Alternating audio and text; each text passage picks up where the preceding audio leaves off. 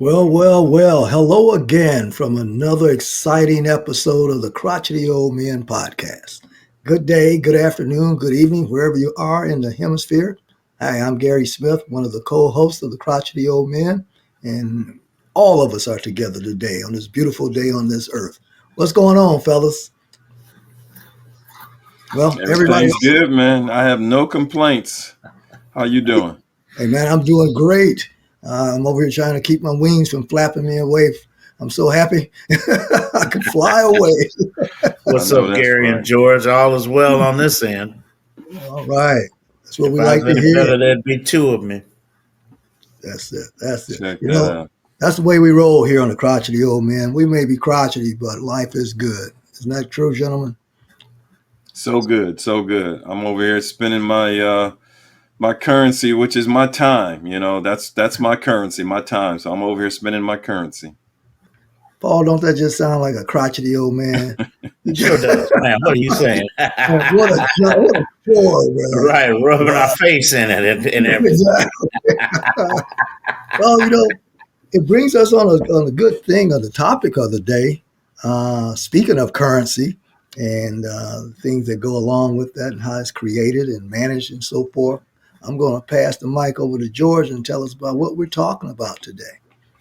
Well, Smitty, words mean something, and especially in this climate and this day, words probably mean more today than they are, have in other times in history.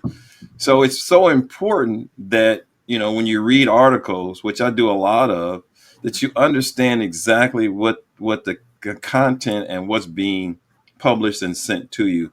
We've got a lot of stuff being published by AI, and, we just can't take things at face value anymore. So I was reading this article that was sent to me, and it was talking about this company by the name of BlackRock. So if you have a 401k, chances are you've got BlackRock in your 401k as either EFT or either as a mutual fund.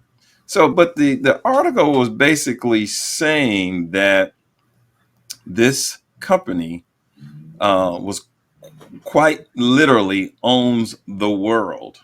Those were the words, owns the world.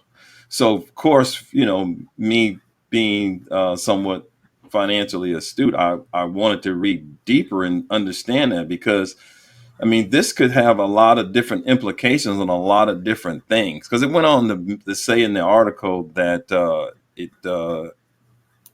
owned and controlled or owned Bank of America, Chase Bank, Exxon, Chevron, Pfizer, Johnson and Johnson, CNN, Fox, MSNBC, and on and on and on. Which here again, and when you think about the implications of a company that owns or has influence in all of these different areas, you know, it could be very devastating to the economy and to a lot of other things. So I thought this would be a great topic to talk about so that when people see this information, they don't take it for face value. Well, you're right, George. You bring up a good point. I think the key word is that they have over about $10 trillion in assets. And assets, as we know, can come from a myriad of sources and participation in companies. I think we all know that Ford Motor Company is owned by the Ford family. All right. Yet and still, it's listed in some of the holdings that BlackRock has, based upon some of the companies that's shown on the Fortune 500. So they either have their hand in or a slice of the pie. So to your point, when you're reading these stories and articles, whether they're in whatever resources they're coming from, you have to really pay attention to the words that are used so as not to be misinformed about things. But one thing is for sure is that most people have not, and let me put this out here before we go too much further. We're not giving our opinion, pros or cons about whether you should invest in BlackRock or not invest in BlackRock or what have you. All we're doing is sharing some information that we've gathered from a third party source. All right. So let that be recorded and let that be, because we don't want no backlash about BlackRock. Okay. but we are going to share with you what is public knowledge and available to you at your sources as you find on your own. Now, having said all that, okay, chances are nobody has heard of who is behind this company called BlackRock. That's what we wanted to hear, crickets, because that's what we were heard when we found out about who the actual person is behind BlackRock. George, you want to tell them? You want me to tell Well, you got the floor, Smitty. Go ahead. You got it. You got it rolling. Go ahead. them? All right. BlackRock was founded and is managed by a gentleman by the name of Harry Fink. Chances are few, if any of you, have ever heard of a Harry Fink. As a matter of fact, he makes sure that you don't hear of him because it's alleged that he owns over 90% of mainstream media. Imagine that. Somebody dominates 90% of the media. So whether he owns it or controls it or manages it, he still has the influence over what comes out and what comes in and what goes out in the media. That's dangerous. Yeah, it could be, and that's why here again we've got to make sure that we're verifying some of the information that we're seeing. As far as, for example, for the banks, he actually the fund actually owns about 6.2% of Bank of America. So it doesn't actually own the bank. So how does that equate to voting shares? So for example, with Exxon Oil, he owns 2.72 million shares of Exxon Oil. Okay, and here again, when I say own, that's a term that's loosely used because basically he's managing these assets because the funds are actually owned by he's an asset manager and the funds are actually owned by those individuals that have invested in these funds. So that's what it is. So here again, it's a mixture of words. So who gets the vote? He gets the vote because of the fact that he's managing these assets. Now, if you, as an individual, purchase some of the shares in these companies, then you would get that sole vote. Yeah. Well, in the words of Henry Kissinger, George, whoever controls the money controls the world. Absolutely. And the fact that BlackRock is a major shareholder in dozens of major companies, like Twitter, Amazon, Google, and Facebook, just to name a few of them, is very important because what that means is that these companies, they're able to decide upon company policy. And not just company And policy, that I might add either, Gary, we're talking about world policy.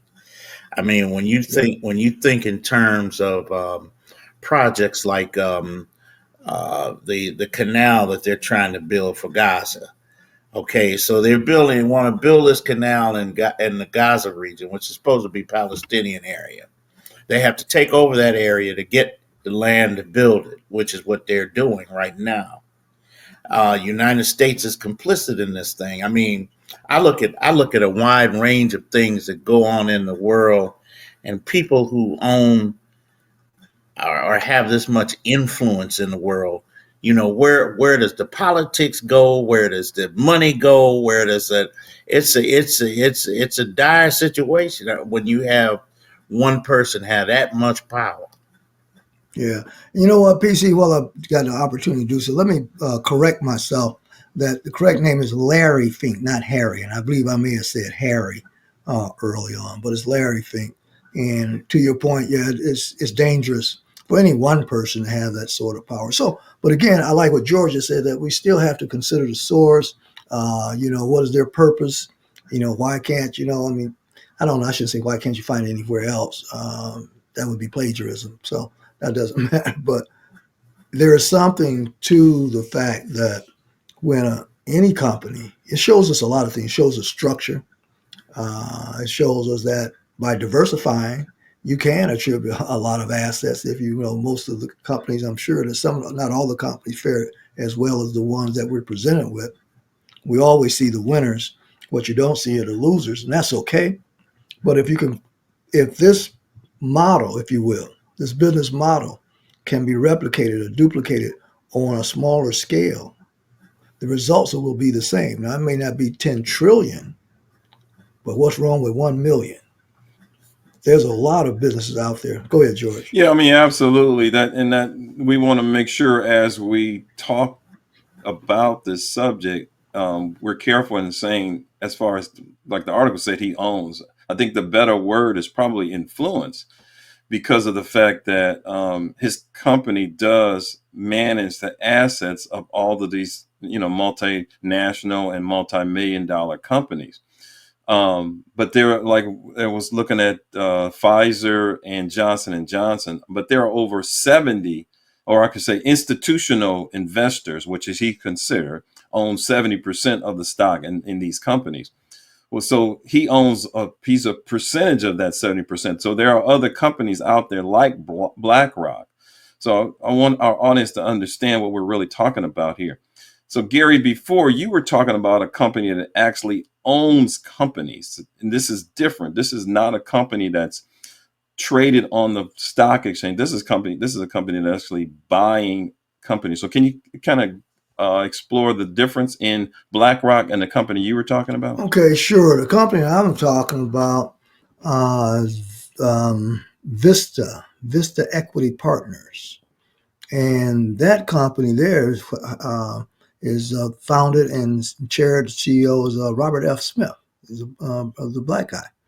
And he founded that company and pretty much started, I mean, they exclusively invest in software companies. They don't do anything outside of software. They invest in what they know and what they know very well. And what they have done is either created a model that buys these fragmented companies in an industry that's constantly growing. And so they continue to buy them, smaller companies, small software companies, and then they grow those companies and continue to follow that model. Again, all vertical integration. Everything feeds into each other. And so to this day, Vista Equity Partners has over $100 billion in assets under management. Now, mind you, they're a private equity company. So they build by acquisition, not necessarily organically. But in the same token, they also created another investment strategy by developing Vista Credit Partners, whereby they loan money or they'll sow seed into companies that they're still doing well. Well, let's say with a little cash infusion or a little tweaking here and there, they're able to grow even more. And so those multiples continue to quadruple as the value of the business continue to grow. And 100 billion, that's a lot. That's a lot. And it comes from starting with just acquiring small companies and building another. And you look at, so there's two methods that we see here, y'all. Okay, actually, I mean, the BlackRock is a highly diversified market. They're in some of everything, whereas Vista is more focused, is a vertical, intrinsic, and exclusivity and dominating the market that they specialize in. They know better than anybody else. And it's a fantastic company, and it just happened to be black owned and founded. So I'm very proud of Robert F. Smith. I'll claim him as my cousin. We That helps family, too. bro. We family, brother. Okay. That helps too, exactly. But Amen. like I said, and thanks for that explanation. And here again, the key point is one being BlackRock is an access manager, and the other one, Vista, is actually a owner of different companies. So Yes. hopefully our audience understands that, and then, so as you go down your investment road, you understand the difference. And when you see these types of articles in the different, whether it's on the internet, whether it's in hardbound paper or whatever, did you really do the research behind these articles and what individuals are really saying? Because people are sowing so many different seeds and did so many different areas, and the results can be devastating. I mean, just think about that. When they start talking about how somebody could literally own the world. I mean, that has so many different implications. But as you peel back the onion, you can see, well, if you have BlackRock in your 401k, heck, you own a piece of the world too, because he's managing basically your assets. So, Yeah. I thought that was very important, for our audience to understand, because like I said, when I first read the article, I was, my antennas went up and say, hey, what's going on here? Who is this Right. company? Exactly. And let me find out what they're really doing. So I'm not going to say the article was totally misleading, but I'm going to say that the article needed some additional verification and investigation before, I was able to really understand what the author was really trying to, communicate to his audience. So just here again, buyer beware, and what in this case, reader beware, as far as, what's out there. And I'm sure there's a lot of different things and a lot of different categories, especially with, like, say, with AI these days. So you can't really take things at face value. You've got to really peel back the onion and do some additional investigation.